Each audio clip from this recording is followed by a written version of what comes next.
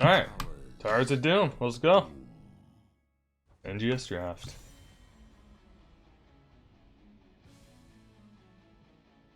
Uh-oh. There we go. Game wasn't working for a second. Alright, so bans. Chromie ban, Zul'jin ban, maybe a Gazlo ban, Abathur ban, okay. Abathur's really good on this map, and I guess this is at the tier that the Abathur and maybe the Medivh become relevant. I also have not done my homework as to what these teams traditionally play. So we'll see how that works out. Maybe a Stukov ban, a Phoenix. I think these are targeted bans. I think I'm pretty sure the Phoenix is. I don't think this is a blanket Phoenix ban.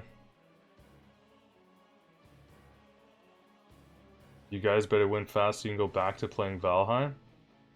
Says Sir Archeron. How is Valheim? I haven't actually played it. I have some friends that I wanted to play yours with actually earlier today. And they were like, no, we're playing Valheim, sorry. You're all banned. I'm hoping for a long series, honestly. I'm kind of tired, but the long series are always the most fun.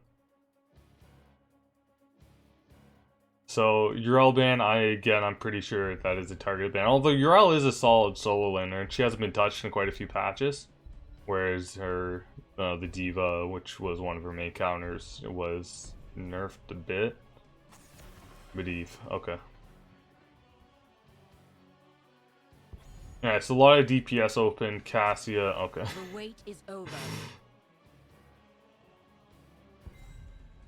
Abba, Zarya, Illidan, Exodia comp. Illidan with the Metamorphosis to get a bunch of healing, or a bunch of health from the Graviton Surge. Is that the strat?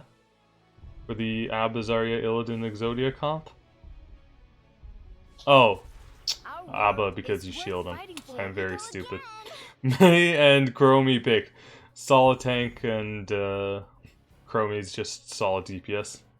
Is 3 AM there, Sir Acheron? Oh my god. I appreciate your dedication to Heroes Esports, though. Thanks for tuning in.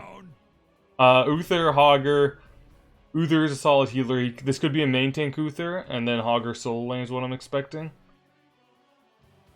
I doubt we'll see the Illidan now. Because against a May or a Cassia, you know, the blinds are going to be annoying. But Illidan, I guess, does work with Uther. Although I haven't seen Illidan in a very, very long time. Imperious. They're thinking that this is an Uther support, and then the Imperious would be the main tank.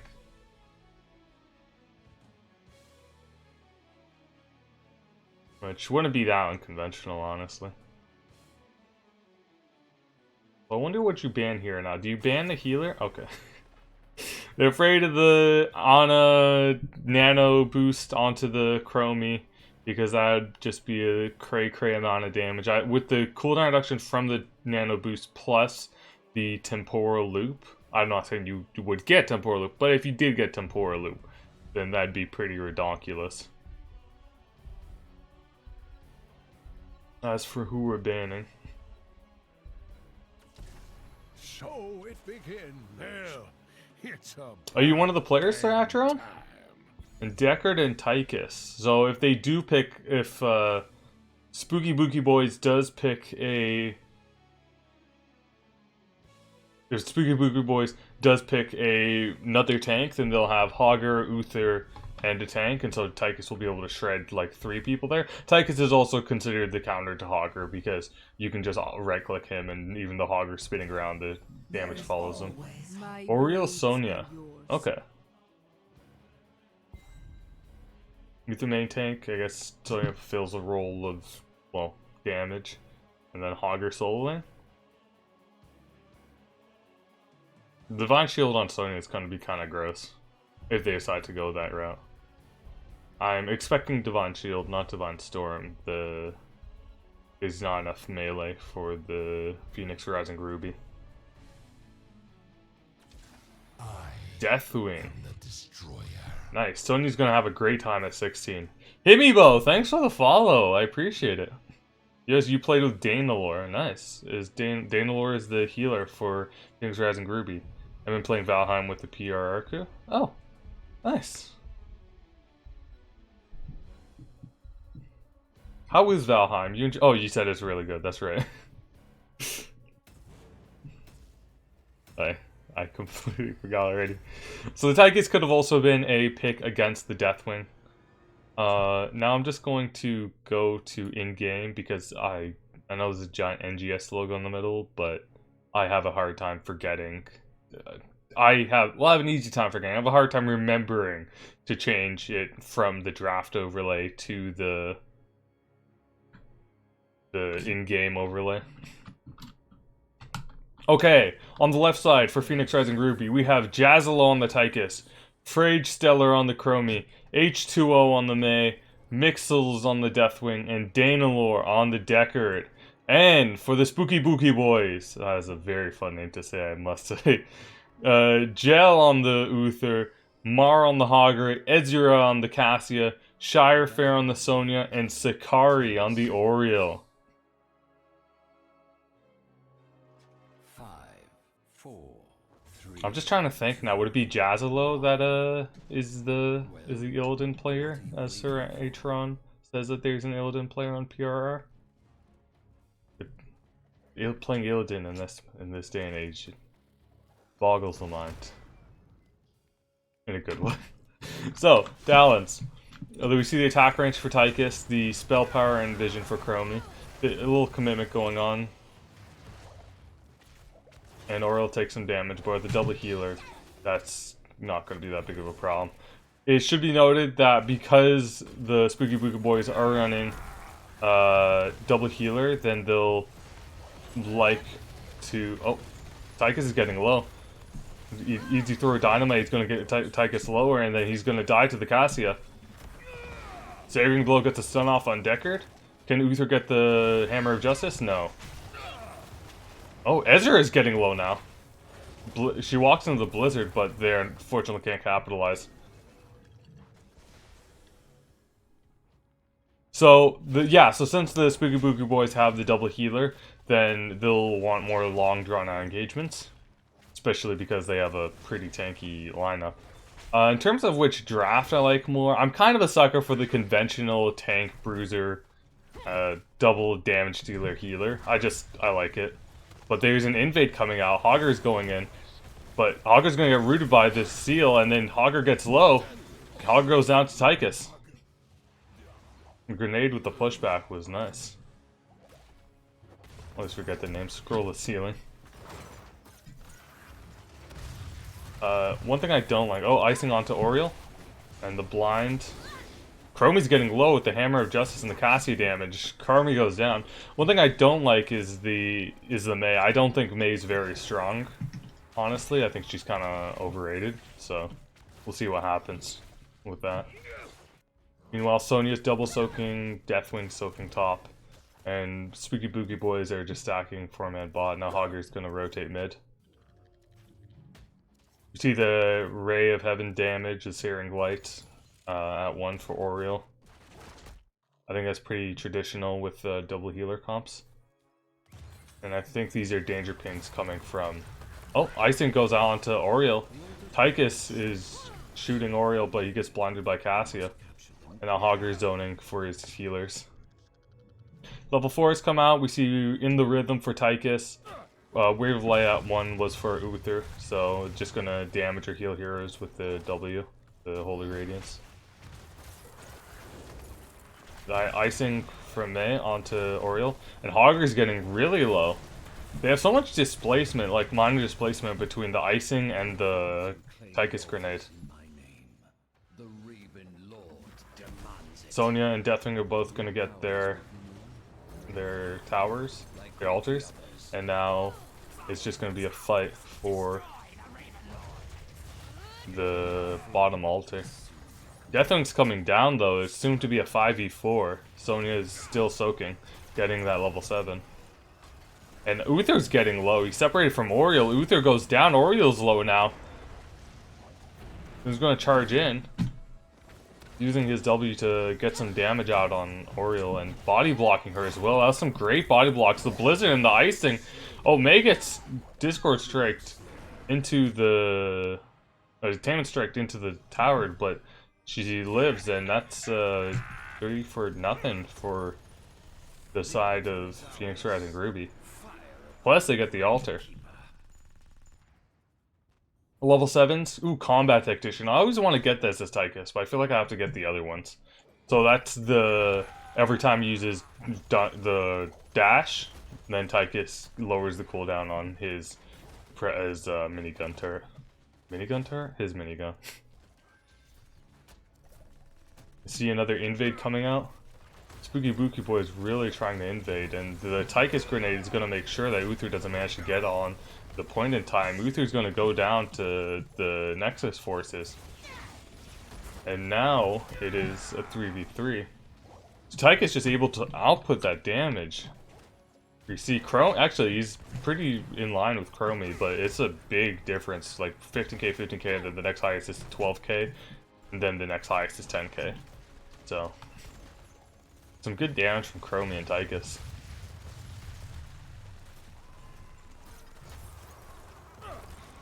May tries to get the Blizzard Icing combo, but doesn't work out. You need to be really up close for that combo. It's very hard to land. And Uther's just gonna clear mid. Went to the Holy Shock at 4, which is what you usually see, but that means his wave clear is not gonna be as good as if he took the Holy Fire, I think is it called? Slowing Sands plus the icing, they're just gonna zone Uther out, but he's gonna walk through the Slowing Sands anyways. Now Hogger's gonna staggering blow the May into a wall. And now May's getting low, lives at 400 health. Hogger's hog wilding in. May lives at 100 health. And the Dragon's Breath plus the Comets from Deathwing are going to put some damage in. Sonya's going to get top camp. Deathwing is taking the altar. He's going to get stalled out. And Uther and Hogger are zoning for Tychus. That means it'll be a 4v2 for the Phoenix Rising Ruby. Scroll Ceiling onto Oriole. And now the Spooky Booky Boys get the flank off. Level 10s for both teams. We're seeing Uther get stunned out. Going to Divine Shield himself to get some mobility. Chromie goes down to the Cassia. Tychus is getting Hammer of Justice. Oriole's low. And we see the Lornado pushing Cassia away. Sonya comes in. I didn't even notice she came. The leap plus the slams are going to output the damage. Gets the kill on Tychus. Almost gets the kill on May. And Cassia overextends a bit and goes down. Oh, and definitely just going to poke with the Comets.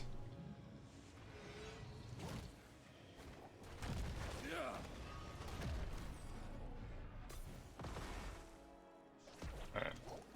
Just some more soaking from Sonya and stalling out from the PRR. Ice Wall into Blizzard should stun Uther and sets up the Scroll Ceiling. Definitely putting out some AoE damage. Now Sonya's coming down. Level 12 to 11. I doubt it'll get to 13s for either team in this fight. We see Ball Lightning is going to spread between the Chromie and the May. And Deathwing gets the Bellowing Roar off, fears 4 enemies of Spooky Booky Boys, is going to Cataclysm. And now Deathwing is on the Uther. Hogger is going to Hortipult in. Hogwild's out, gets a heal from Orioles. Sonya gets kill on Tychus. And now she's on the Chromie too. Sonya's doing so much work every time she comes. Now the slams are putting the damage, gets the kill. The damage from that poison spear went really well.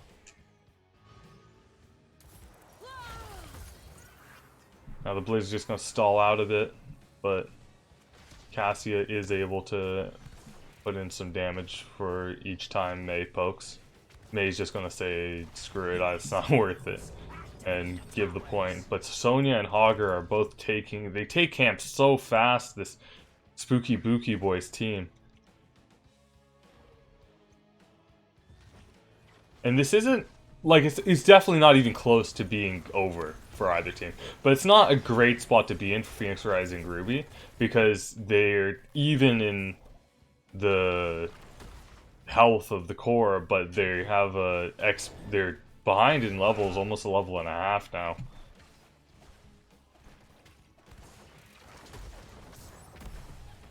Level 16 is going to be a big power spike for Sonya, getting that percent HP damage on auto attacks and slam. We see some cheering for Spooky Booky boys, definitely well deserved. They're playing very nicely. May interestingly went the Ice Storm for the extra wave clear. Oh, look at that Tychus damage. The Ice Wall and the Lornado, the Ice Wall with the Lornado, that is so beautiful. Alright, invulnerable from the Uther. The Divine Shield is going to protect him. And he is able to walk out. Now Oriel's getting low, but she'll be healed back up. It's hard to kill the members of the Spooky Booky boys because with the if you try to sustain them down, Oriel's going to you have to poke them down. You can't just sustain fight them down because Oriel's just going to heal them up if they're able to get damage off. But Uther is going to help make sure that they don't get bursted. So it's really hard for Phoenix Rising Ruby, and Sonya, she's been pushing this entire time. She's about to get top fort. Red team has destroyed a fort. Very nicely done from Shire Fair. And now the Blizzard is going to stun Gel out. Ogwild in. Oh, Ogwild's into the Ice Wall. Is going to bounce around a bit more. Tychus is getting low. Deckard's doing a great job. The Daniel Lord doing a great job on the healing. Detainment Strike onto the Deckard. And Chromie's low. Is she gonna go down? She has to die to the Cassia. Yeah, she goes down. Tychus goes down. And Mixels is now spread from his team. He has Shire Fair on him. May went down. And Shire Fair is just putting out the damage with that level 16 power spike. It's a lot. The other went for more of the up close and personal build with the Incinerate plus Lava Burst balance. And now it looks like Spooky Booky boys, they're gonna take bottom fort and then they're gonna channel the altar again, that one extra point. And now it's Tower's of Doom, you know, you can always come back. But it's not looking great because now they're about to take the mid fort. Dragon's Breath onto a few because of the scroll ceiling setup. And Lornado's gonna try to push Uther in, but he kind of glitches through the wall. And Shire Fair is getting focused by the tower. Scroll of ceiling plus Ice Wall. And Shire Fair is gonna get out. Got the Mystical Spear at 13. Hogger, Mars just zoning out Jasilo, top lane. Heroes, I have opened a tunnel near our Oh. core that leads to the battleground center. Use it well. And now the Phoenix Rising Ruby are just trying to take out bottom fort.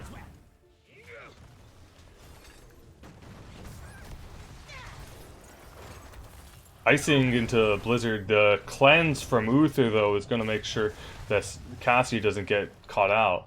And now it's just so rough. The only siege they have is pretty much the Tychus Odin, but he doesn't want to use it just to siege down a tower. And he's separated from his team, so it's not like he can contribute to the fight. And as soon as he uses the Odin, the Spooky Booky boys are probably just going to disengage. Okay, use the Odin to take down the tower. And now Spooky Booky boys are just defending bottom. So Phoenix Rising Ruby has stopped the bleeding a bit. Even if mid fort goes down, which it might to the hordes, the loot hordes from Hogger, then they still have top lane, so they won't be getting out one shot a second. Meanwhile, Deathwing has to stall out both Cassia and Hogger. And Divine Shield onto the Sonya.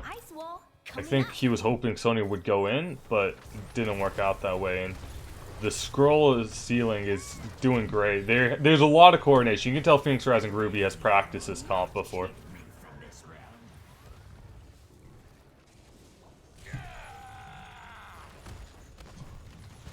Yeah, so They're just gonna keep sieging down bot.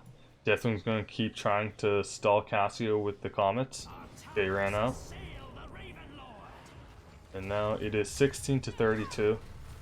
Again, not looking great, but not looking hopeless. We have 145 stacks on the Tychus, which that means 4.35 extra seconds on the minigun. So going up from 3 to 7.5 seconds.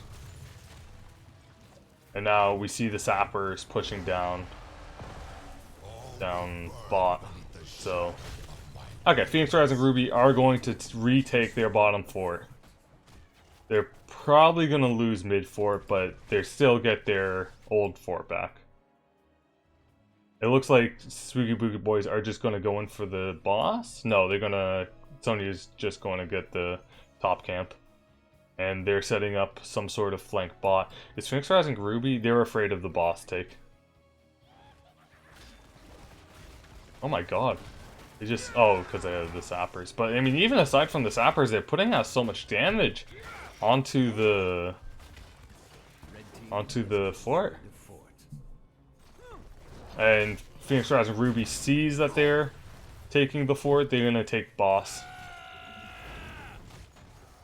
And yeah, they... Sorry. The Spooky Boogie Boys see that they're taking boss and decide to take mid. It's a lot of reacting to what the enemies are doing from both teams. I think that's really smart. But it is almost level 20. If Spooky Booky Boys can just hold off on a fight for another 20 seconds, 15 seconds, they'll be able to have level 20s, which is really unfortunate because now it's a triple altar phase. And it should be... If Spooky Booky Boys get all the altars, which they probably should be able to because it's a level 18 to level 20s, then they just win here.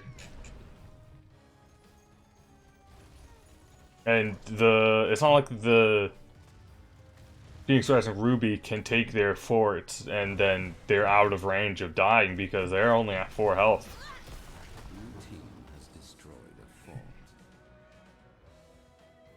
Alright, level 20 we see no control for Hogger. Oh, Divine Protection, the Devotion armor increase. The duration and the actual armor. I always want to take that one as Uther, but I always feel bad then because I tend to feed a lot as Uther. But Gale is not feeding at all this game. He's doing an amazing job staying alive and keeping his team alive too. And Shield of Hope for Oriole just for the extra bit of health for her teammates. For their teammates. Cataclysm coming out just to disengage pretty much, just to zone that area out. And now Blizzard, Icing is going to go onto the Oriole. Ice Wall. And no control is activated. Deathwing goes down to the Hogger. Easy through Dynamite going to put in some damage and Hortipulse out. Now it looks like H2O is getting low. The Super Healing Potion is going to heal them back up nicely. And it's not over yet. It's close, but the Phoenix Rising Ruby could get this one back. I will, once they disengage the fight, I will tell you who chose the map. I believe it was Phoenix Rising Ruby. Okay. It was Phoenix Rising Ruby that chose this map. So not great, but the Spooky Booky Boys were the ones that chose first pick. Which gave them a nice advantage in draft, I suppose. They really valued that Cassio. I was surprised, but it's working out for them. Oriole getting low. Tychus with the grenade is going to try to get her even lower. And Deathwing pops down.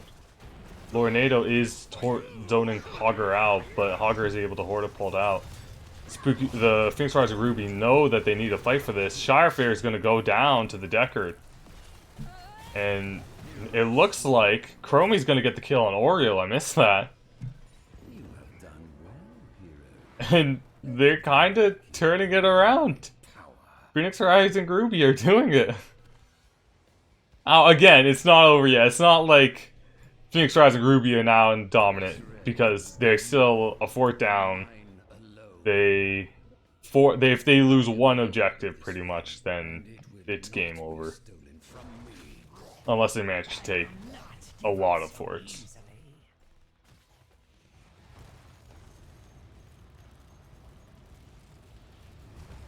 And they're just gonna take bot fort. Oh, we see the Destroyer's Rampage from Deathwing, so that extra bit of damage. The extra bit of damage when they land is gonna help them a lot. And I say extra bit, but it's a lot of damage. Damage increased by 40%, and the basic ability cooldowns recharge 50% faster. Keep in mind that their Incinerate has been buffed by their talents, so that's great to see.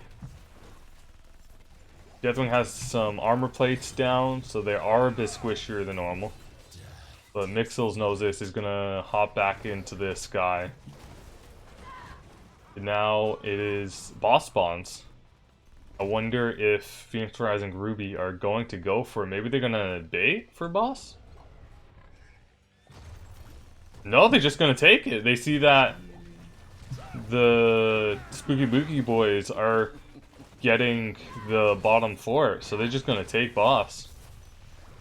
Red team has destroyed a fort. And now objective is up. Again, the Phoenix Rising Ruby need to take this. They need to win every single one of these fights. Otherwise they just lose game. But I mean, it was like 4-32 or something like that. It was ridiculous earlier, so they've put in some good work already. May is in. And Tychus is on the Hogger, but he's going to get blinded and stunned out. Tychus goes down. Ice Wall onto the Oriole is going to stop her from doing anything, but no control. It's going to get May and Deckard both low. Deathwing's going to Cataclysm. Chromie's putting out some damage on both, but now Sonya is on. Oh my god, gets a stop off on the Sonya! Now, Deathwing's getting low, and he's gonna go down, surely? May gets Detainment Strike, and she dies, and it looks like that is game. Chromie has to try, because they just lose otherwise, and the game goes over to Spooky Booky boys. GG, very well played from the side of the Spooky Booky boys.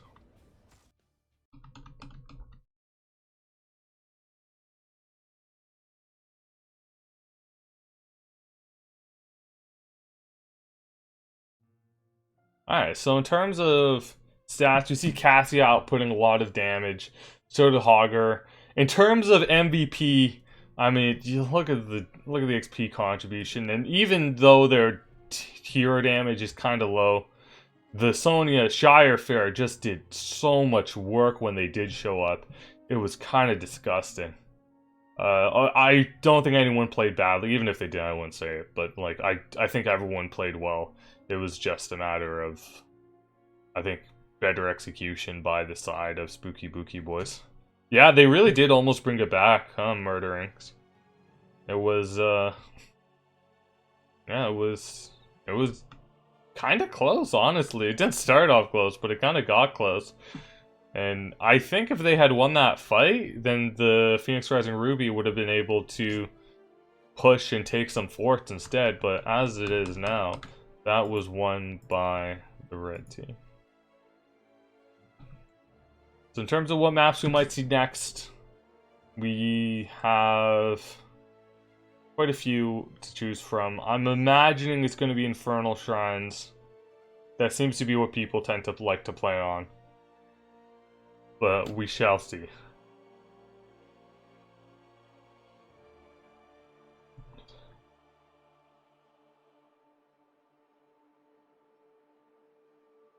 FP for PRR.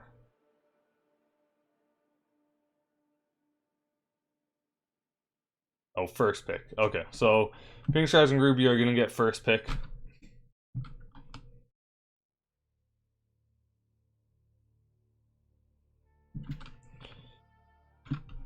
So the map pick will be by the side of the red team, Spooky Booky Boys.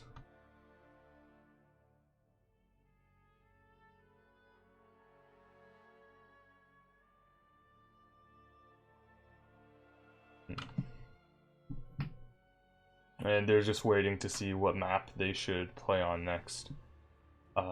Yeah, the Cassia did so much work. Let's see what talents Cassia went. I'm gonna bring us back to stats. Cassia went, looks like the auto attack at 1. Then for the active healing, the taking damage with avoidance, percent health damage. And then the basic attacks ignore armor. So that must have been shredding the Deathwing. Dayton saves Towers of Doom. Is that one of these? No, I don't think so. No, and we just playing Towers of Doom. Silly me.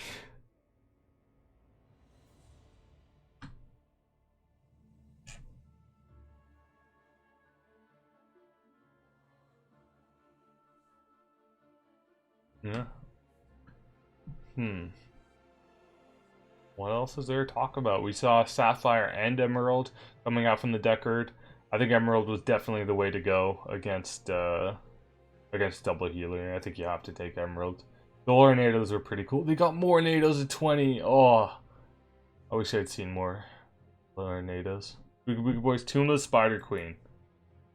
Okay, so overview.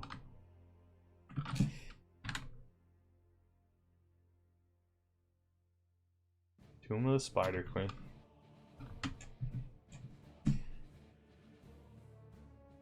I wonder if we're gonna get to see Nazebo. I do like seeing Nazebo, and this is probably Nazebo's best map. You know, I'm gonna say this is Nazebo's best map. Period. A lot easier to get stacks than on the other maps.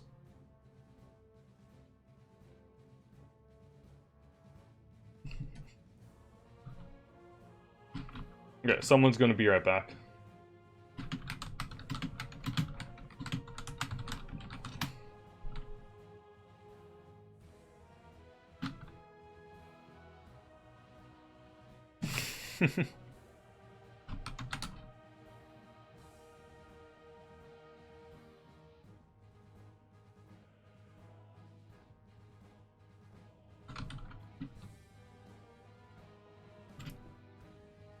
So, yeah. What about all y'all? What are you hoping to see? I'm expecting to see some... Well, some Joanna, some Nazebo. A lot of wave clear. I think Tychus and Chromie are still going to be great picks. I think Medivh's still going to be a factor. So if they're afraid of Medivh Game 1, they might be afraid of Medivh Game 2. Sonya's going to still be... something. Something. A priority pick. Augur as well.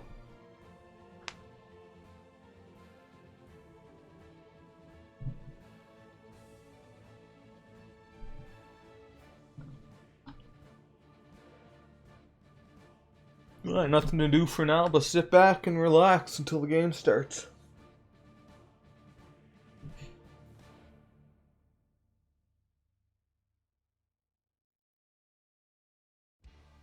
Someone said they'd be back.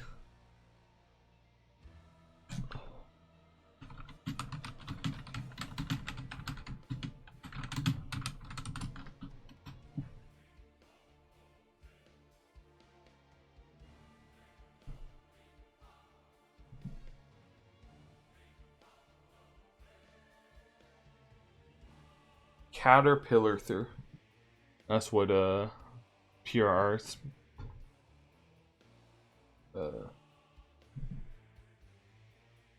called. The PRR's profile picture, because they all have the same profile picture.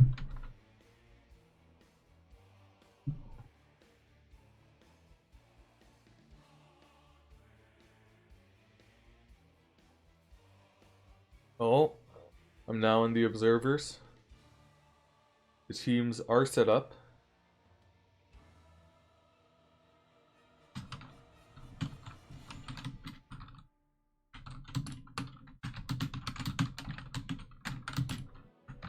Anyone watch any good movies lately?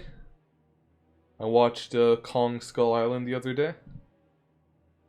I quite enjoyed it. It was very nice. I like kaiju movies though. So, it's almost to be expected. Although I think if you ask most of my friends, they'll probably say, yep, you probably like that movie.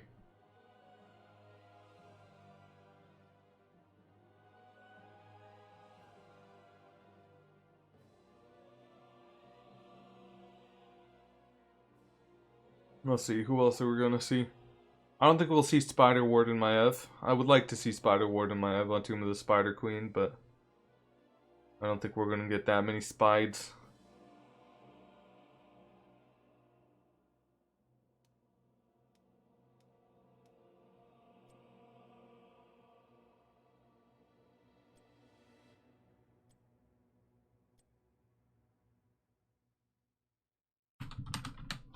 Oh.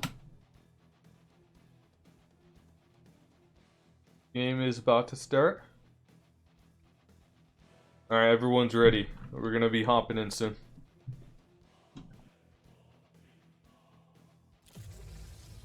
Let's go.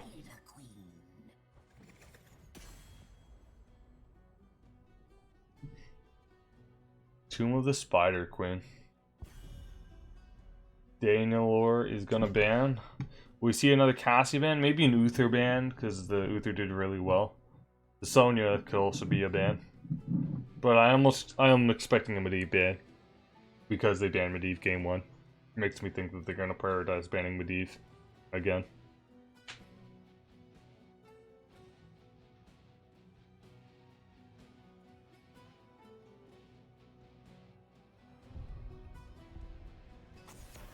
Cassia.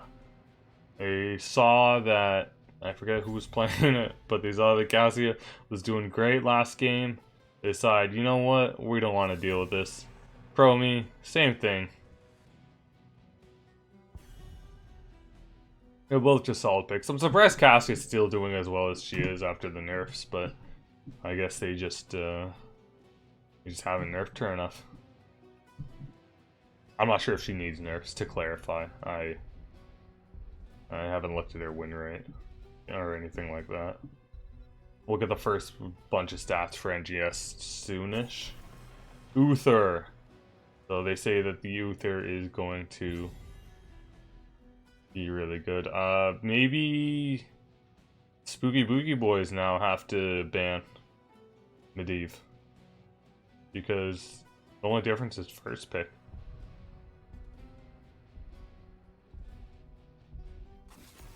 Hogger ban. They say between the two, we're more afraid of the Hogger. And now, are we going to see the Medivh? Okay, it's not a snap pick. So they're not entirely sure who to first pick.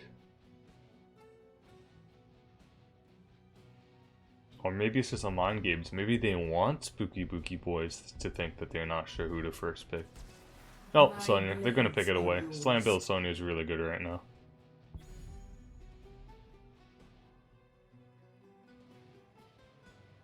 We'll see if the side of Phoenix Rising Ruby are going to be able to play as well as Spooky Booky Boys did last game.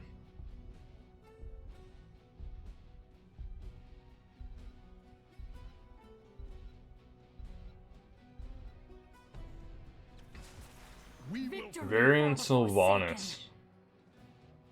Sylvanas is going to help with the pushes. And Variant's just solid. I think this is going to be Variant Taunt. I can't imagine this is Twin Blades of Fury or Colossus Smash.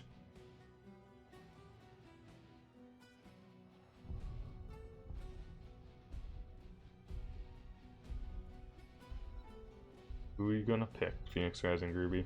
Maybe Tychus again. Oh, Greymane Stukov. Okay. Completely different. The Stukov might be a counter pick to the Varian. But not counter pick, but like a deny pick, because Varian, it works really well with Stukov, where you jump on someone, you taunt them, and then Stukov roots and silences them after the taunt's done. Now, who are they going to ban? You ban a tank now? Hey, Joanna. That makes more sense. I don't think the Mei was that scary last game. You might be afraid of a different tank.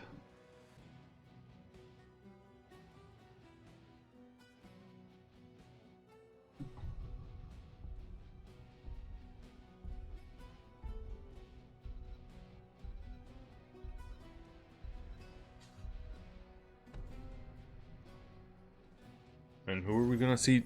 A skip ban! I can't tell if that's BM or if that's just a mistake. But we'll see if Spooky Booky Boys are gonna be able to...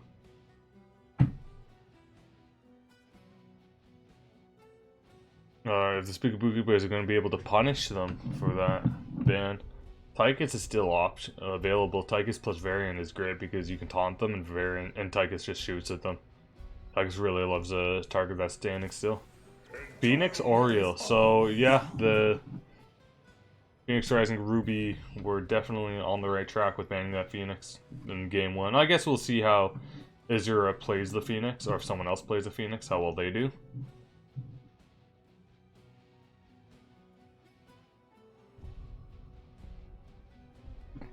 H2O on the Gray Man.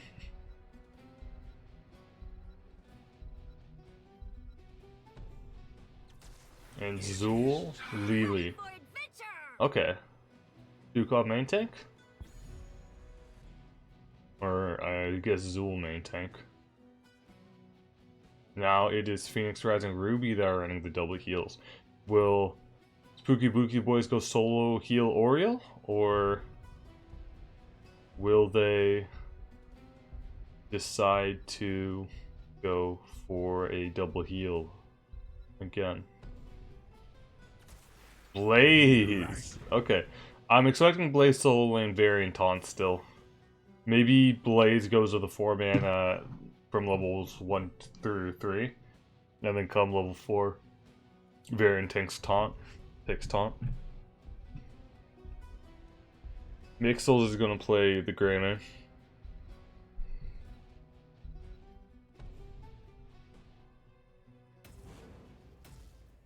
Three, 2, 1.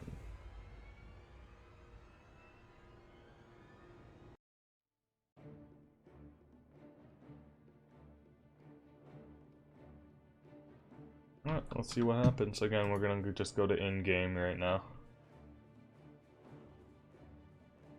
0 to 1, best of 3.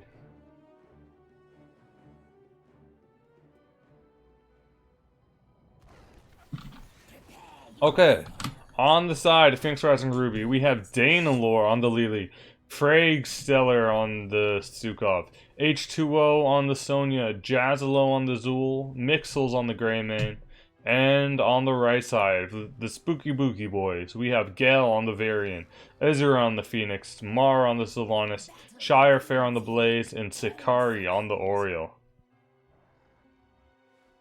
Oh yeah, the cleanse on Lily is gonna be really nice against Varian plus Blaze. I'm interested to see what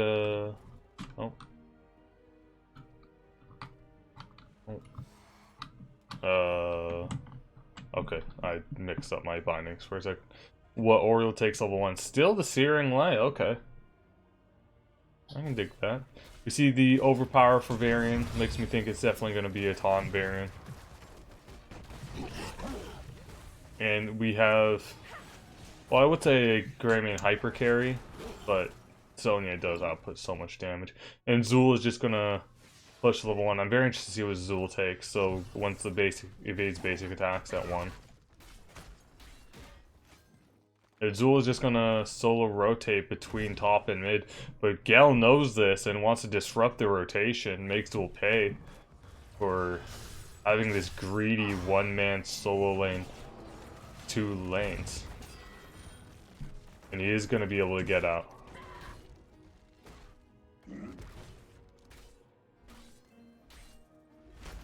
Now we see Blaze is having a bit of a hard time clearing.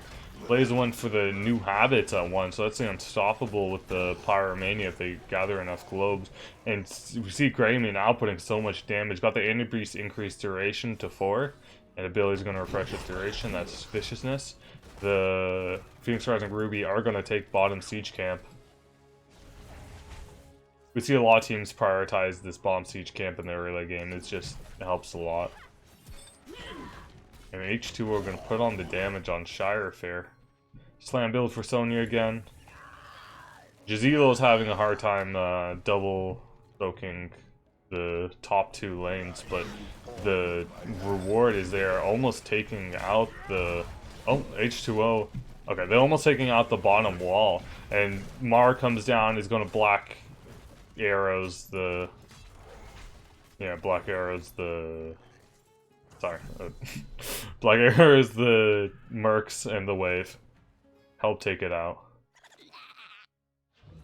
And now Jazilo is still just gonna be rotating. Varian decides not to taunt. Or perhaps miss the taunt. The root kind of messed them up there.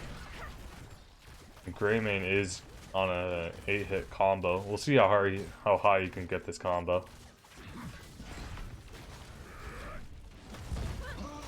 And Shirefer is going in, putting out the damage.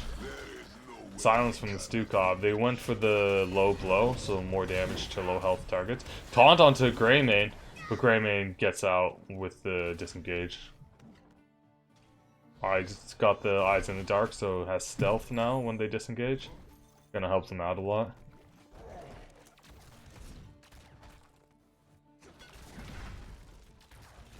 And now Mixels is gonna prioritize that fountain. Sharfair knows they have to clear the fort, they can't focus on the Greymane. And Greymane almost gets the... Oh, he goes back in for the fort. Gets taunted, but there's no damage to follow up because their teammates are fighting Detainment Strike onto Sonya is going to get her low. Sylvanas gets the kill. And now the side of Spooky Booky Boys has a big push mid lane. Crown on Sylvanas mostly, I think. Just swapping the damage out. You see more of a Pyromania build for Blaze. Going for that extra bit of tankiness. Just a really solid front line. Oh, the basic attacks ignite oil spill plus the 40% oil spill slow. I usually don't see that valued that much, but I guess they want the extra damage because, I mean, they're a little low on damage, I suppose. Although, Sonya is going on taunt onto Stukov, and Blaze gets the jet propulsion. It's done. Sonya is gonna get out. Yeah, and Stukov plus Sonya go down. So it's a combination of the slow plus the damage, as opposed to just the damage from the flame stream talent at that tier. This fort is so low already, the turn hasn't even happened. The Web Weavers haven't even spawned for the side of Phoenix Rising Ruby. And we see both teams not really prioritizing getting that first turn in, although Mixels wants to prove me wrong and says, no, I'm going to get the turn in. The early Web Weavers aren't that strong, but if you can snowball them, then they are, of course, very good value. In terms of the XP contribution, we see Zool with a whopping 5,500. Oh, never mind. Varian goes down. Blaze has so many gems. Varian's team was taking the bottom siege, but they had to disengage to save the gems that Varian dropped. So, Blue Web Reaver's dropping. That's aside for Phoenix Rising Ruby. Oh. And Sylvanas is gonna get rooted. The side of Phoenix Rising Ruby doesn't have much CC, but the root is gonna be very good value against the Sylvanas.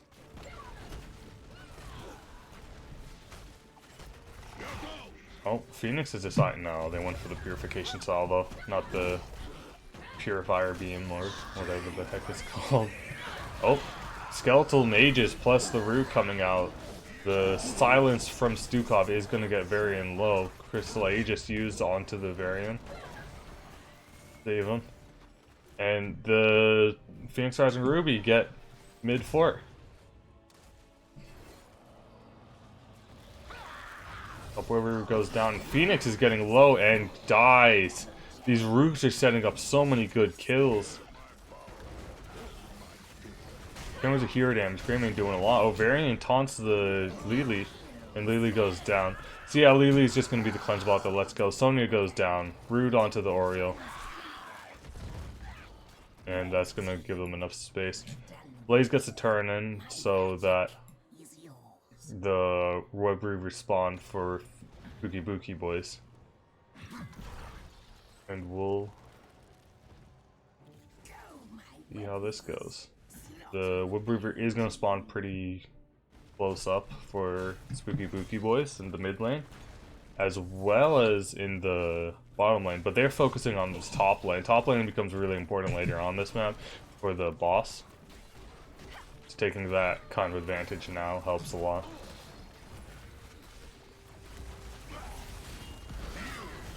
Low blow is dealing some damage, or the lurking arm is dealing some damage to the Oriole. And the Web Weaver is going to get the wave off? Yes. Doesn't get the fort though. Blaze was fighting the Zool, but they decided to go their separate ways. Now Blaze is going to... Sharpray is going to help out his team. Purification Salvo is them, but Lily is going to keep a lot of them alive with the jugs. Unfortunately, Stukov goes down. Now Grimm's going to go down, drops 30 gems. Sonya spears in, then gets taunted by Varian, making sure she stays in. Is going to get taken down. And Zool should be able to get away from the Blaze. Now, Spooky Booky Boy is just going to set up to take the Cruiser camp.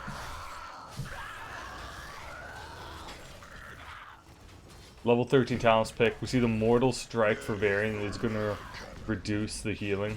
Against a double heal, it's going to be very valuable. Reclaim the gems of my power. Show no mercy.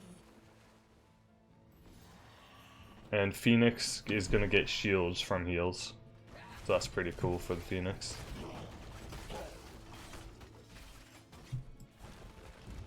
Now Black Arrow is going to help a siege down bot lane.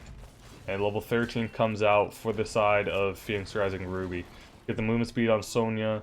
You see kind of the Skeletal Warriors build from Zool.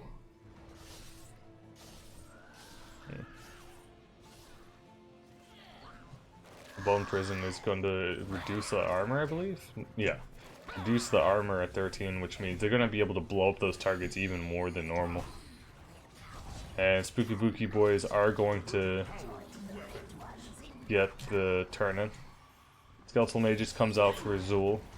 The Spooky Booky Boys disengage, accepting that. Okay, well, we got a ult out from you. Root onto the Varian. Now, Lurking Arm on the Phoenix is going to make sure he can't teleport away. Massive Shove is going to push Phoenix out of the fight. Jug of 1,000 Cups is going to make sure the team stays alive, but Sonya's getting low. Fortunately, Sylvanas can't focus fire due to the nature of her abilities.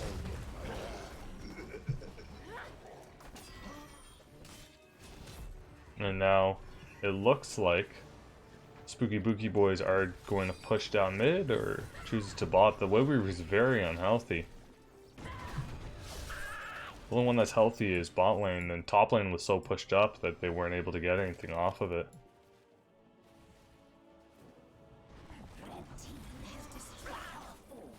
In terms of gems, we see 35 for Booky Booky Boys and about 45. Yeah, well, I was really good at that mental map.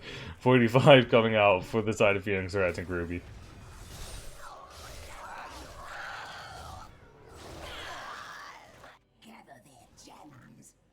Fight's brewing. Now team wants to let the others turn in. But Phoenix Rising Ruby says, okay, well, if you really want to turn in, you can. They see that, well, yeah. They see that the enemies can't turn in, and they say, okay.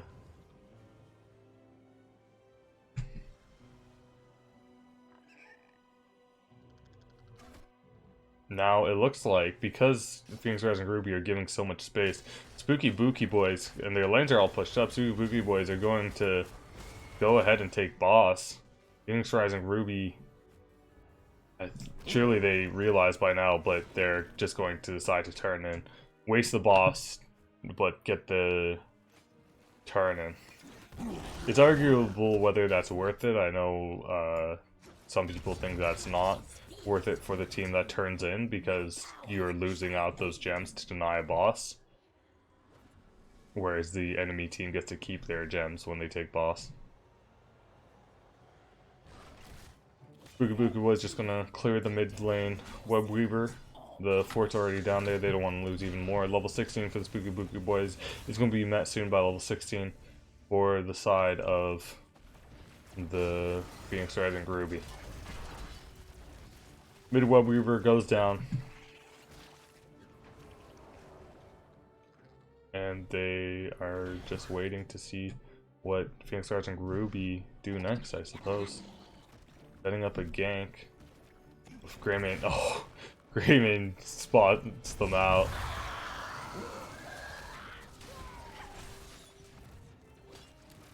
Sonya getting the movement speed instead of the mystical spear that will bring her to wherever she cues to. Jet propulsion on the Blaze. Oh, this massive shove stops the Blaze's combustion from getting enough value. Big heal coming out from the Oriole. Now Giselo is gonna go down. Blaze is low. Varian's low. Blaze goes down. The side of Phoenix Rising Ruby are so low. Sylvanas and Phoenix on cleanup. No, Greymane's on cleanup. Greymane's taking them out. It's so close. Mixels manages to get the kill. Now, it looks like will the minions be able to take bottom keep? I don't think so. But the side of Super Spooky Booky Boys they're all down. Yeah, they're gonna be able to take the keep just off the Web Weaver pressure. And Phoenix Rising Ruby decides, okay, well, we're gonna take this camp as well. Why not? It's free real estate. Clearly shows, so Spooky Booky Boys know this is happening, but they have to defend their base and get some of the gems. They lost all their gems because the team got wiped, which is really rough.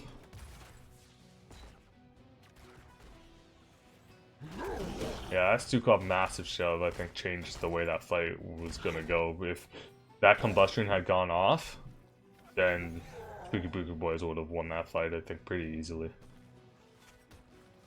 Combustion does a cray amount of damage.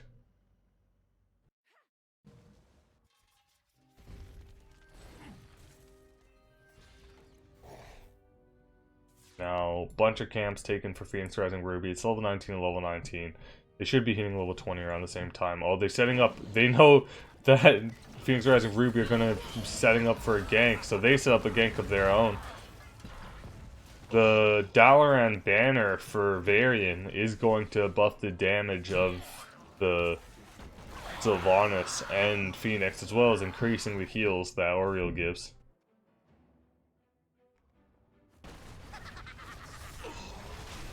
What was that laugh? I think that was Zool. Jesus. Oh, big root onto the Phoenix. Crystal Aegis is going to save him for now. Yeah, and he gets healed. Combustion out for the Blaze, plus Purification salvo is going to get so many of them low. Sonya goes down, Greymane goes down, Stukov falls next to the Sylvanas.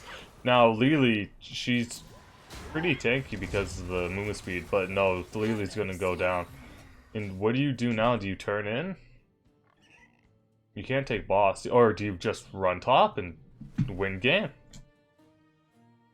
Yeah, I guess you just run top, win game. You have Sylvanas with the black arrows to stop the fort. Even if you didn't, it'd be arguable whether or not you could. I think you definitely could still. Yeah. In terms of how people did this game, in terms of damage, Sylvanas and Phoenix both did great. Sonya did great. I'll taunt onto the Zool. Just like that, it's over. Or, yeah, they'll be able to end in time. Sonya's up in 5. Doesn't have the leap for the burst damage. He's gonna wrap the Berserker. Get some damage out onto Phoenix. Greymane comes in. Get the kill on the Blaze. Oh my god. Is this gonna happen? Again, Varian is low. Oh my god! 2% health! 2% health! Oh my god! Red team dominated. 2%!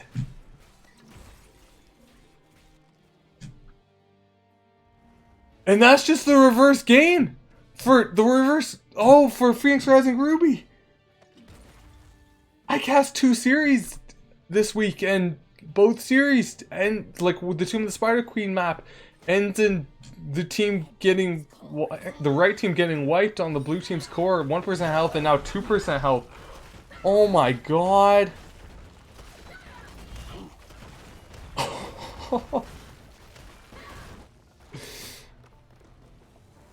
That's so rough.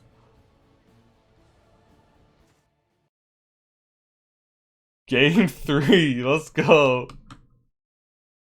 I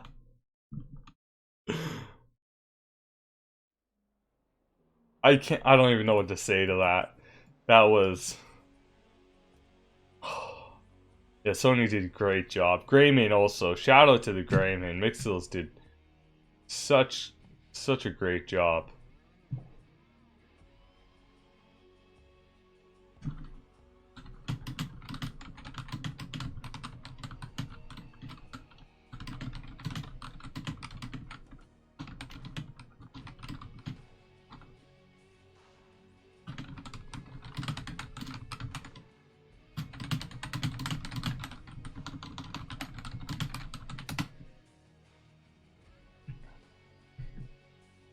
Oh my god.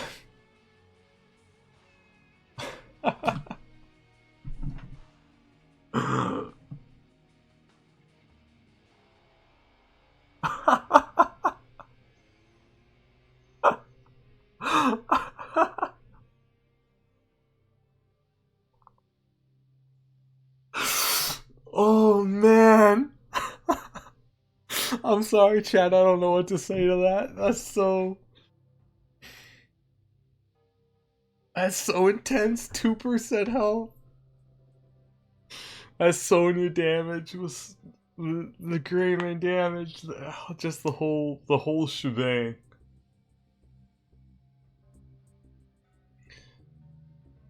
Yeah, in terms of MVPs, I think I don't know. I don't even know who to say. Greymane and Sonya both did a great job, and the Sylvanix and the Phoenix both did a good job. Oriole was solo healing, managed to out heal one of the other. Well, out heal Stukov.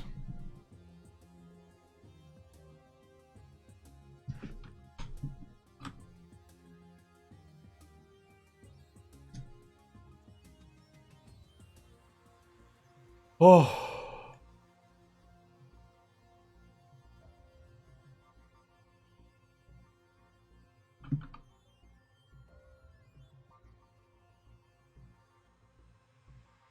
Wow.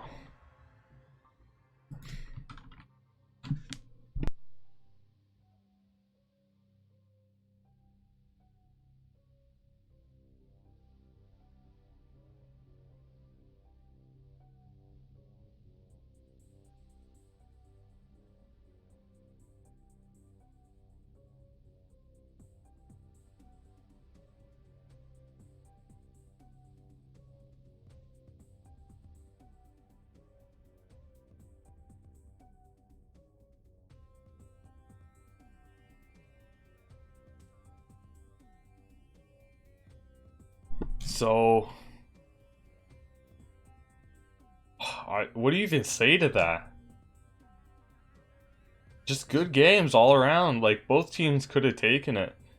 But, in the end, I don't know if it was a bit of luck or if it was just pure skill, but, I think there was a bit of luck involved, maybe.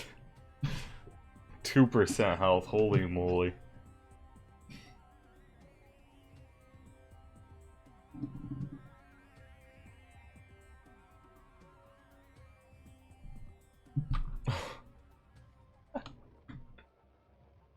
Game 3. So let's look at the maps. I think that might help. Tournament standings overview. So we next, I know I said it before, I'm gonna say it again. I was just gonna say Infernal Shrines. Okay, chat, you know I've been saying Infernal Shrines this entire time.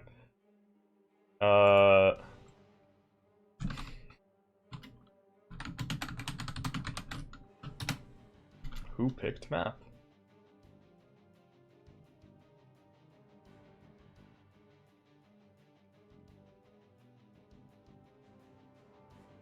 The Jay-Z Jasla, okay.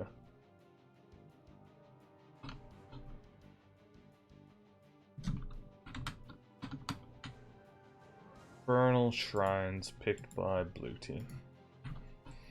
Alright, final game.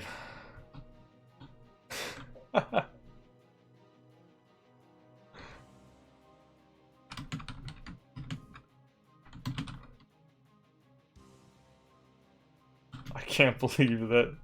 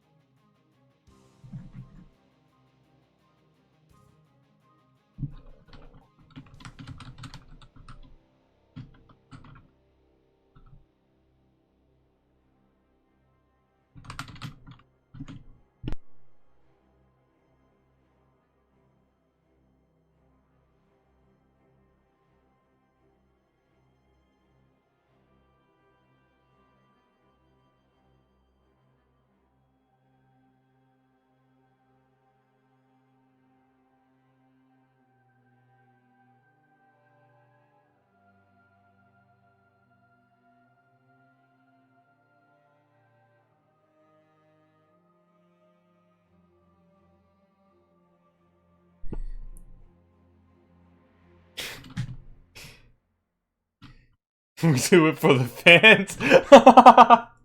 You hear it first, folks. The fans wanted a game 3, so Sakari and the rest of the Spooky Booky boys, they decided we'll give them the game 3.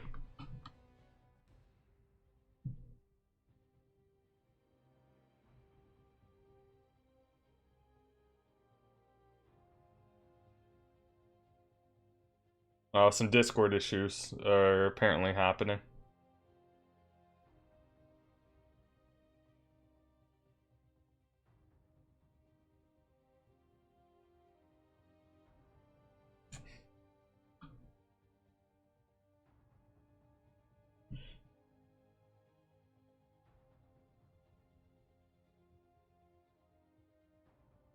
How's everyone doing in chat? You all enjoying the series? All happy we get that game 3, Infernal Shrines?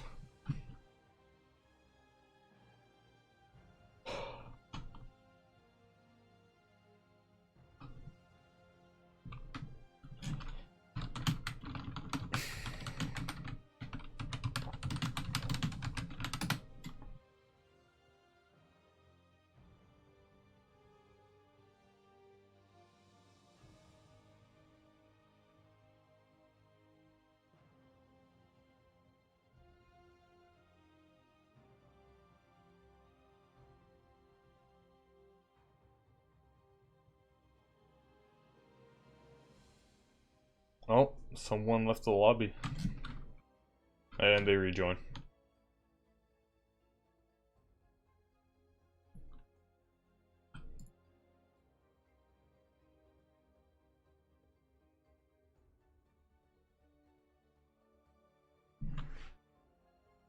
Oh.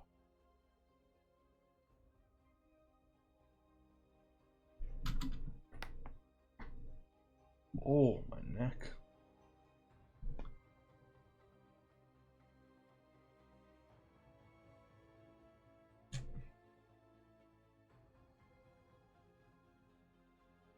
Oh, it looks like people are gonna make chat groups in Blizzard.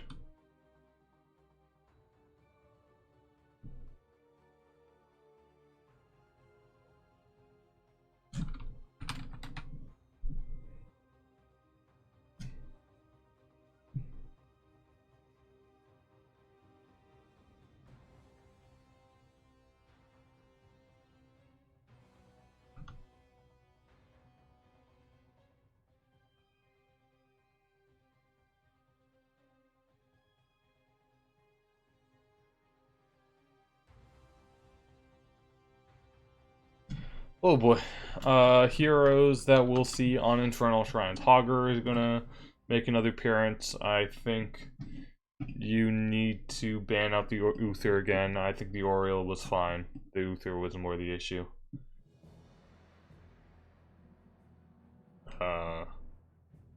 Yeah, I don't know if you... I think you need to ban out... Oh, do you ban out the Cassia gun? I think someone needs to ban Sonya. Or she's going to be first pick potential again.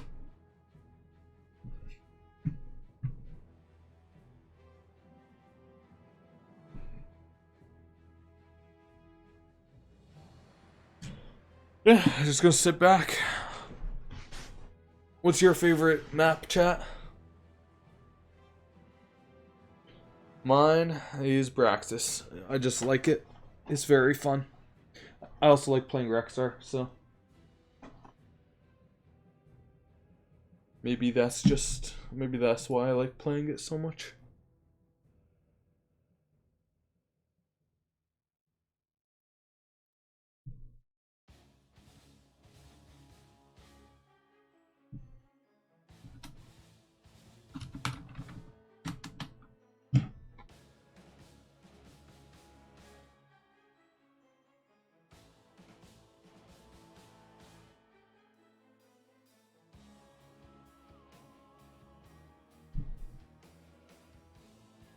Just some technical difficulties.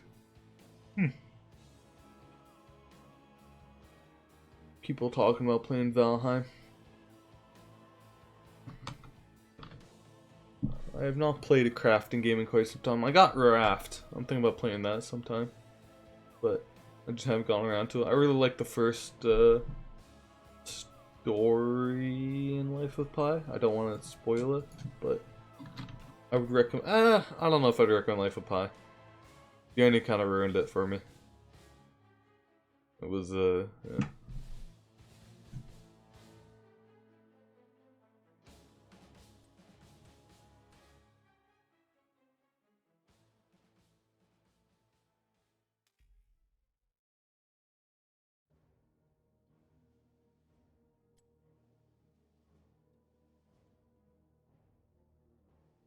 Game 3 height? Hey, was Wesgra? Sorry, the oh.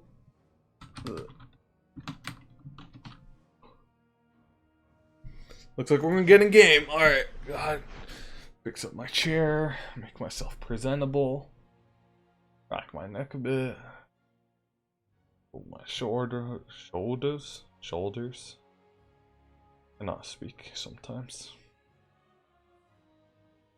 I'm so impatient.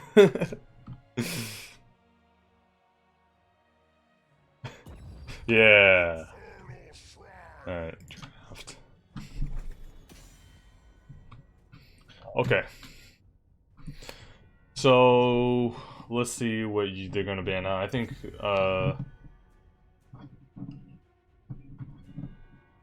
the side of Spooky Booky Boys have to ban Chromie. I think the Chromie is really good on the side of Phoenix Rising Ruby.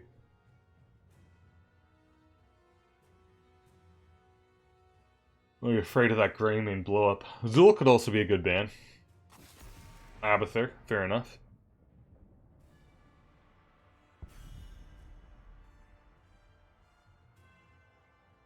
Now, what else does Phoenix Rising Ruby ban? I think you gotta ban Uther, I really do. Booky Booky Boys were just too good with the Uther in game 1. Yeah. So, Uther ban, not gonna be seen on the... Well, we might see a double healer. Stukov was really good for the Phoenix Rising Ruby crowd, so I could see the Spooky Booky Boys banning Stukov. Maybe save that to ban 3rd, though. What do you ban now, though? That's the question. Medivh? Diablo. This is a good Diablo map. Now, do you, as Phoenix Rising Ruby, ban Hogger? I think this is Hogger's best map. I'm fairly confident in that, so.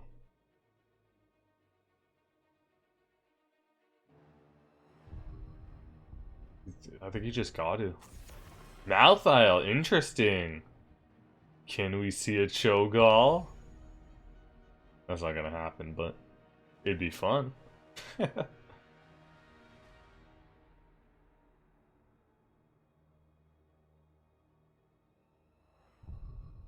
What are you guys going to? I could see Cassia, Phoenix. Okay. The wait is over. Yeah, Cassia. Now Phoenix Rising, Ruby, Tychus, Sonya, Hogger. Okay. Hunt them down. Double Bruiser. Let's do it. I didn't even know that Sonya skin was a thing. It's like Rat Sonya, but without the helm. Nice skin.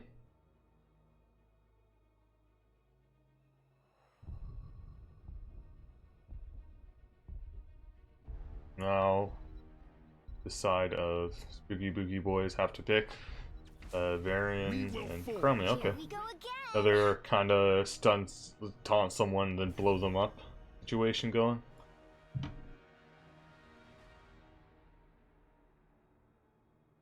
Maybe you don't ban the Stukov anymore because you don't have the Phoenix to get countered by the Stukov. I think, although you should ban a healer maybe. Alright, Ana gets banned. Not afraid of any particular solo laner from the Spooky Booky Boys side. So, they decide to ban the Ana because the Spooky Booky Boys still need a healer. And Stukov, okay. So yeah, the Stukov was pretty scary. And interesting that they didn't take the Stukov for themselves.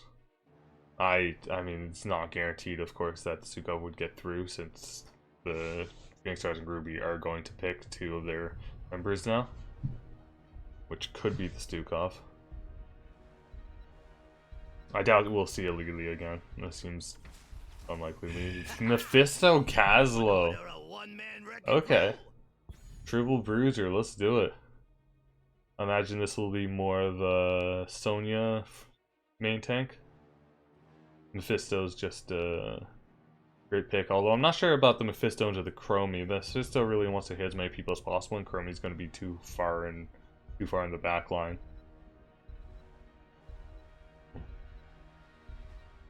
Now, who do you pick here? Diva, Tyrande. Tyrande! I said it and then I was like, okay, well, whatever. And then I realized what I was saying. So, Variant Taunt into Tyrande Stun is going to be a thing. It's going to be great. White Mane! Okay, we're just seeing all the low tier healers, so to speak. I should say the undervalued healers. White Mane helps against that burst. She has a lot of burst healing and she has the armor talent, the armor heroic, which she can pick. Tyrande is just going to blow people up though with Variant Taunt. They're going to try to single someone out and blow them up and win the 5v4 fight.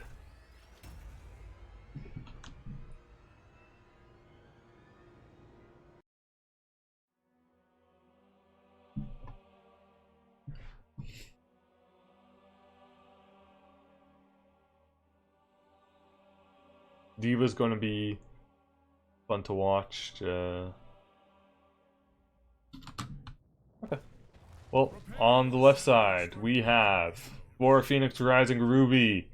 Give it up for Jazzalo, Frage Stellar, Danelore, H2O, and Mixels. And on the right side, for flashing those high levels. For Spooky Booky Boys, Ezra on the Cassia, Gel on the Varian, Mara on the Chromie, Shirefair on the Diva, and Sakari on the Tyrande. 4, 3, 2, 1.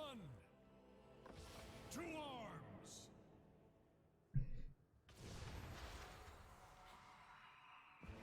Okay, so Sonya soloing. And the main initiator, I suppose, will be Hogger.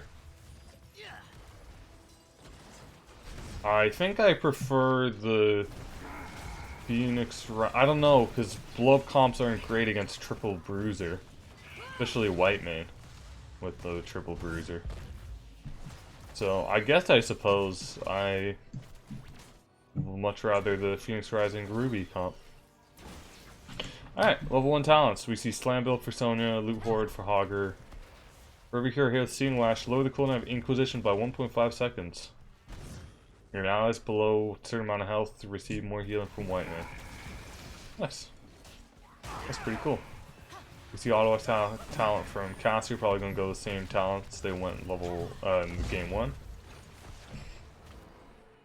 Tyrande Owl is going to do some good damage. Rat King rooting for the Spooky Booky boys. Thanks for stopping by, Rat King. Now Hog is just going to be a nuisance spinning around. It is level 2 for Spooky Booky boys. They have a variant, so they have the weaker team until level 4 happens. They can't really take their camp because they'll just get invaded. And Jazzalo is just going to roam down and try to take the fight. But no fight breaks out. We see the Phoenix Rising Ruby just going to take their camp, and now seeing this, the Spooky Booky boys are going to take their own camp.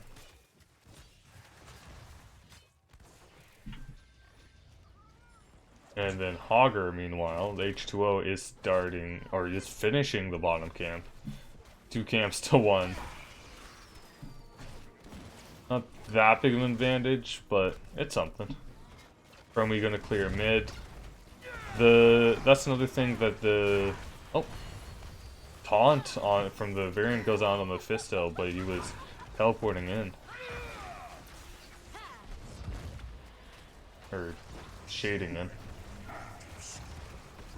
The tower is getting low, and that's going to be a tower going over to the side of the Phoenix Rising Ruby.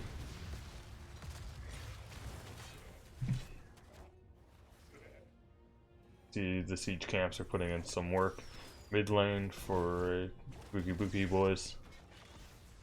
And Variant's trying to get someone off of the taunt. Oh, taunt onto Mephisto with the blow up. That's going to be most of their damage gone.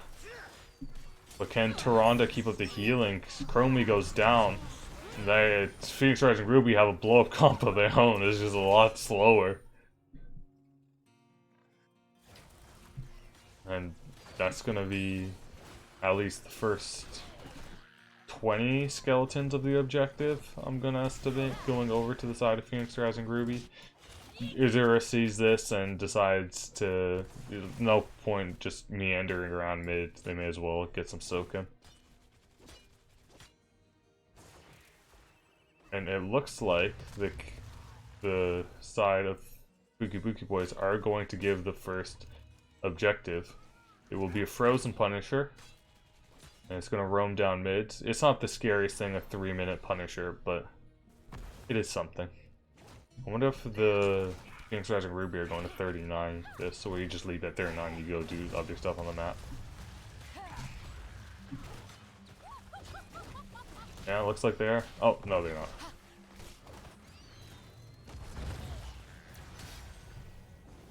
And now the side of Spooky Booky boys have just a slightest XP lead. Yeah. Oh, never mind. Now the Phoenix Rising Ruby squad have a higher XP lead. We see that Tyrande is going to mark someone, and then whenever Tyrande attacks, gonna heal them up.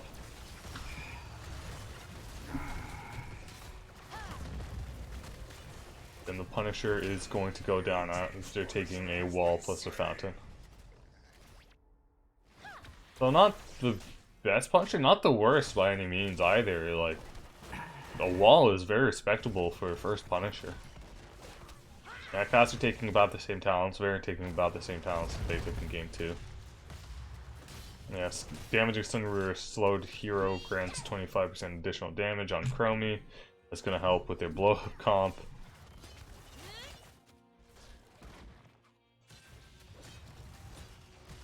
And they're just going to take camp. Same thing as happened level 1. Both teams get their mid camps, and then Phoenix Rising Ruby get the bottom camp.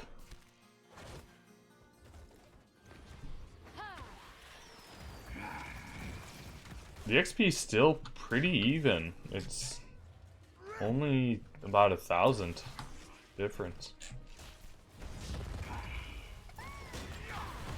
Oh, Gazlo has been taunted. Big stun out. Oh, big wombo combo with the gravel bomb. But, oh, now the Valkyrie is going to deal some damage. Oh, the Divine Reckoning is going to put out some more damage of White Main's own. And that's going to heal up her team.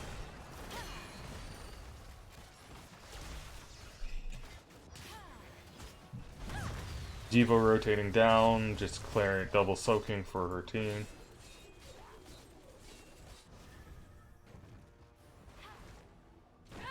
And Shirefair should be going back top after. Oh, big taunt onto Gazlo.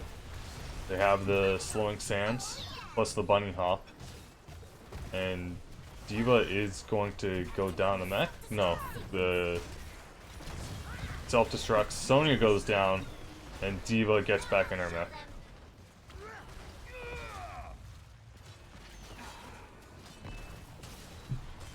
And it's just gonna be a... Oh, is this gonna be a taunt? No. And Valkyrie misses. But that was certainly respectable from the Spooky Booky boys winning that fight. It's a very even game so far. Oh, Varian trying to set up for another taunt gank. Another ambush.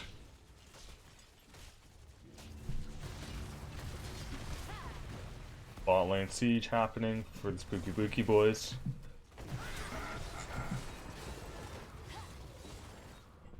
And now Varian really wants to set something up, just standing in these bushes all the time. You see the protected from Varian coming out at 10. That's gonna help against any wombo combo with a gravel bomb. Gravel bomb leap could be quite the thing. Gravel bomb leap Durance of Hate, yeah. Yell is gonna get gone on by the Sonya, but they're going to taunt the Sonya, getting protected. Valkyrie comes, misses. Diva is in the back, bunny hopping. Divine Reckoning for the White Mane, and then Durance of Hate. Yell is getting kind of low, but the Protect is going to keep them alive. It's now 30 to 20 in terms of skeletal defenders. And Shirefair is going to get some more, but it's 35 to 28. It looks like this is going to be an objective for... Oh, big gravel bomb! And Diva's just going to live. Arcane Punisher does go over to the side of Phoenix Rising Ruby, though.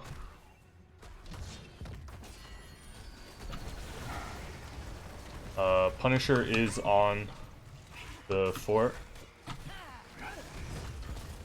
This should be a fork going down for the side of this should be a Spooky Booky Boys fork going down.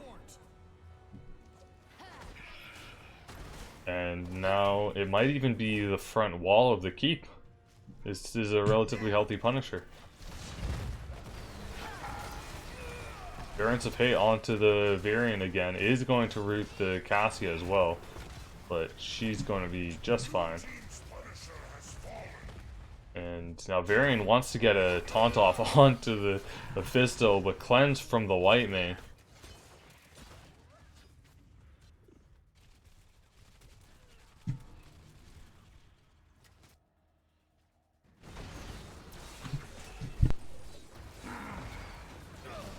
Oh, sorry. Diva is getting low. She was ganked by 4 members of the team. And Diva goes down.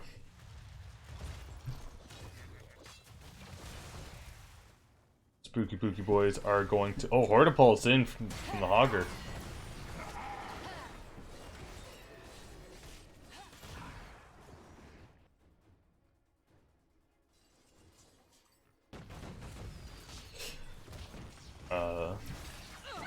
Chromie is a bit too far in the front. Sonya's just gonna get on her.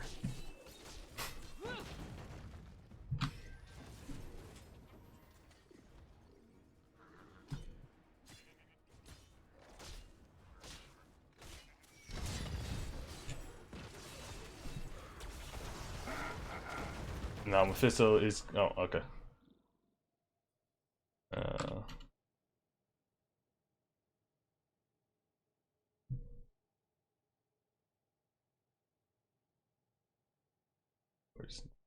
Let me turn off overlay for Discord so my messages don't get sorted out.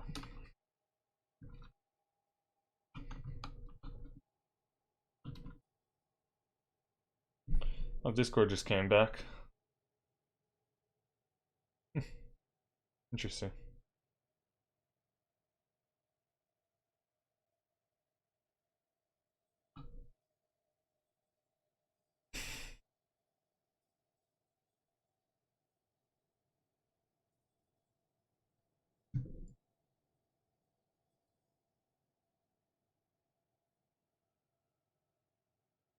Okay, well, we're just gonna wait for the teams to come back. Lord of Hatred also dudes calling Mephisto's heroic ability. He's healed for 15% of his maximum health and mana when he casts his heroic ability. Hysteria, I didn't even know that was a thing. We take regeneration globes healings affect Lord of Hatred. Okay, so that's a pretty nice combination. So Mephisto is just gonna ult like cray cray with endurance of hate.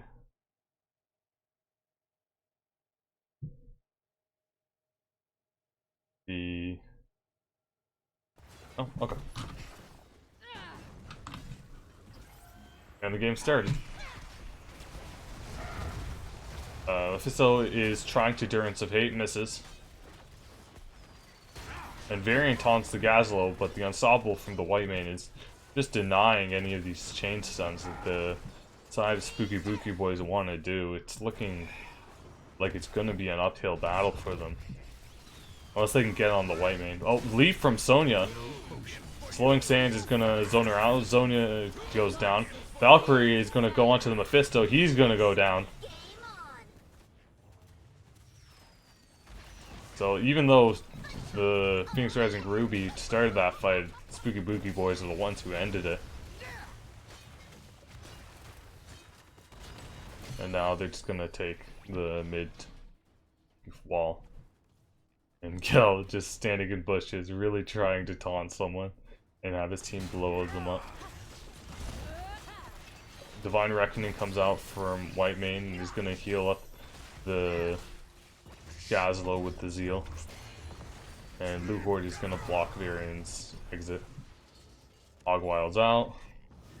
And both teams disengage. 16 to 15 for the side of Spooky Boys. Spooky Booky Boys, apologies. But it should be 16 to 16 by the time objective starts. We see the shield for D.Va. You don't usually see that often, so that's pretty interesting. Going for more of a burst sustain than the usual heal when people deal damage inside your defense matrix and increase the size. Oh my god! Tyrande got so low, I didn't even see what happened. Sonya leaps into the backline, kills the Cassia. Now, Talker gets taunted, but Varian's the one in trouble. Varian protects and goes down. And now D.Va is looking like she's in danger. Good bomb from Gazlo, but they're just gonna wipe the floor with the Spooky Booky Boys. Augur's gonna take care of the objective while his team pushes. Oh, that's just enjoyable to watch. And now the side of the Phoenix Rising Ruby are going to... Are they going to be able to take the fort? I don't think so. Cromley's up, Cassie's up. Oh, they're definitely going to take the keep with the Punisher, but... Oh, who's that? That looks like Mephisto. Great Valkyrie, but she just gets healed. Mephisto just gets healed up by White Mane. And Jazalo with these leaps keeps going in and putting out a lot of damage, really threatening the lives of Spooky Booky Boys. This might be game right here. Stun onto the D.Va. Diva gets out. And Hogger's gonna hog wild around. Cassia's putting out some damage. Phoenix Rising Rubies say that, okay, we can't end this. We may as well just get out. Except for Hogger, who is getting chain CC'd by the core. And is likely to go down. H2O stayed a little too long, but that's okay. It's just buying time for his team. Time for their team. And now, we've had the Spooky Booky Boys camp pushing in top this entire time. Phoenix Rising Ruby are going to take mid camps. Someone from Spooky Booky Boys has to go back to defend. Looks like it's going to be Diva.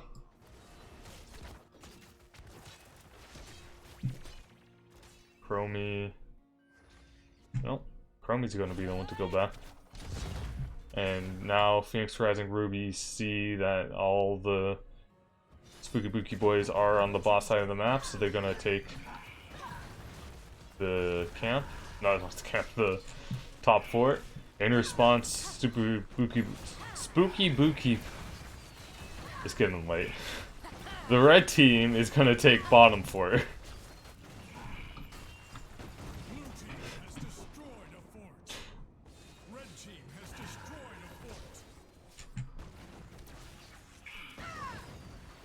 And that's going... Oh, Hogger is in danger. Gets taunted. Hogwild's out. Is going to live at 200 health. Oh, dodges the Tyrande Owl.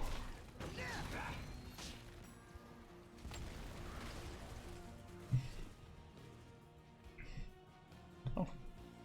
You see usual talents kind of coming out. Berserker. I love the names that they give these talents. That one is not what I normally see, but just extra damage. Oh, Crater! She got Crater! Divine Reckoning Gravel Bomb! Oh my god, Durance of Hate. The stasis from Gomermy is going to keep her alive, but... Oh my lord. Is that just game? I think that's just game. Yeah. Variant's gonna get rooted. But Bunny Hop comes out. Baron and Diva have to both have to 2v5 essentially. Sonya is going to go down, but the rest of the team is still very healthy. And Gel tries to go in, killing the white main, but Hogger and Dazzler are putting out so much damage onto the core that that's just game. One big wombo combo to end the series. GG.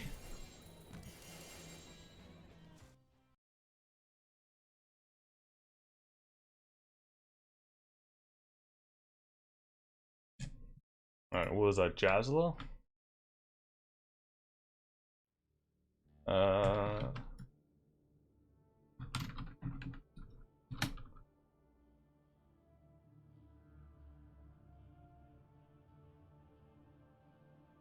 Okay, yeah, that was a great game.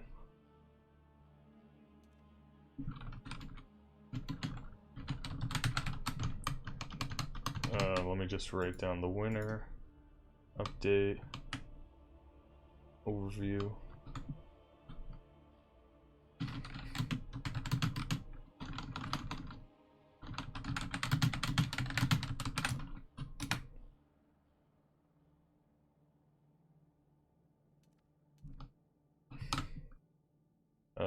Nexus.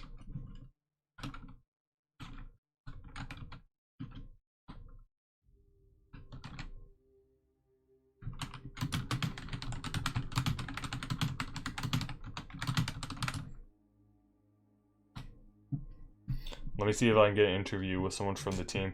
Yeah, MFCEO, that was, game 2 was really rough.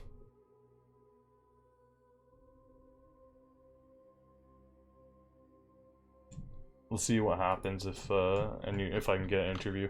Game 2 was really, really rough for the side of the Spooky Booky Boys. I keep saying Super Booky Boys. I don't know why.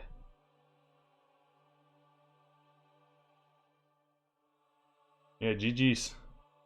If anyone knows any of the Phoenix Rising Ruby crowd, ask them if they can, oh, hello? Hey, what's up? Hey, Jazzalo. How are you? I'm good. How are you? I'm feeling very relieved that we were able to pull that series back. Oh my lord, that was... Okay, what'd you think after the game 2? So, I had a conversation because I always actually take backlash on level 1 with Zool. But I know that Zool actually loses horrendously to Phoenix, which you actually notice we probably banned in game 1 because I know Ezra is actually plays his Phoenix probably better than Castiel or Tychus, even though we do consider those to be stronger picks. We actually did target ban it in the first game.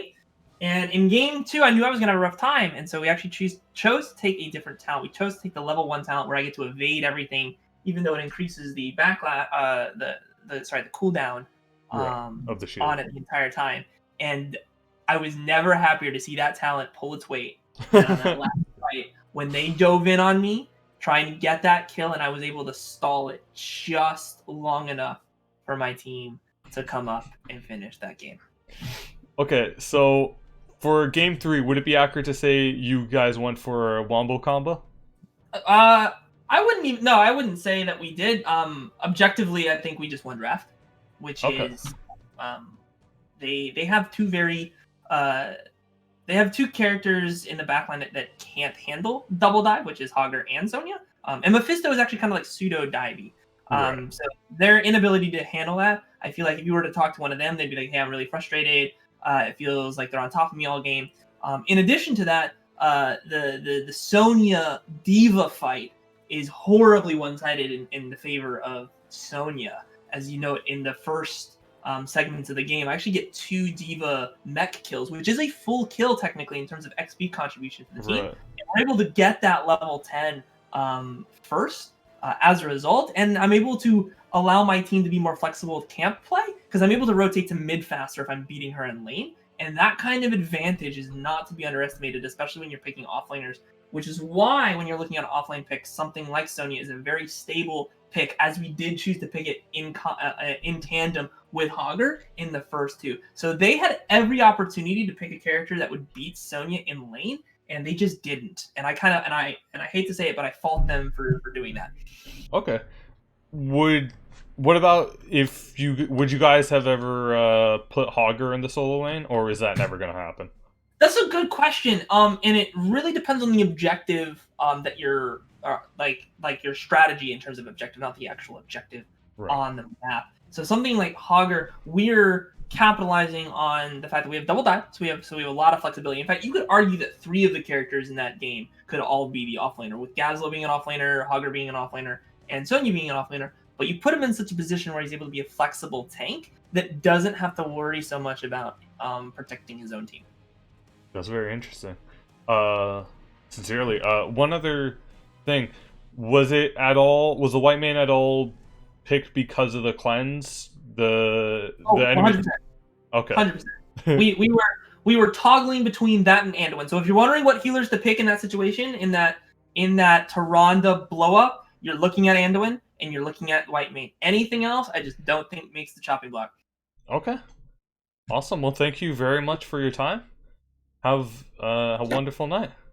Heck yeah, man! And congrats. Hope to see everyone next week. It's gonna be a great NGS season. You have a good one. You too. Bye. Bye. Okay, everyone. That is the games for today. Thank you very much for tuning in. I hope you all had a wonderful day and a wonderful time watching. It is 11 o'clock. I feel like a wimp that I'm so tired, but I can't even think straight. I got up so early today. Thank you again, everyone, for tuning in. It means so much to me that people tune into these, and have a wonderful day.